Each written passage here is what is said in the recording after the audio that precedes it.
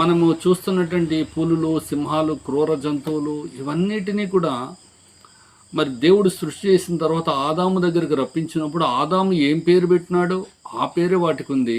మరి ఆదాముకి ఎందుకు అవి హాని చేయలేదు అనంటే, అచ్చం ఆదాము వాటి కంటి దృష్టికి ఎలా కనిపించినాడంటే దేవుళ్లాగానే కనిపించినాడు. అందుకే అవి ఏం చేయలేదు, హాని చేయలే.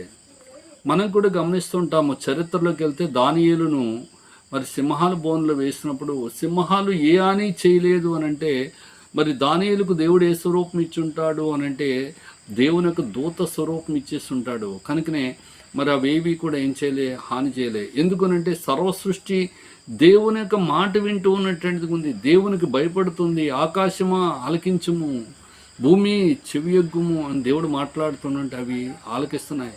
కాకులను పిలుస్తున్నాడు, ఓ కాకులారా మీరేం చేయాలంటే నా దాసునికి ఆహారాన్ని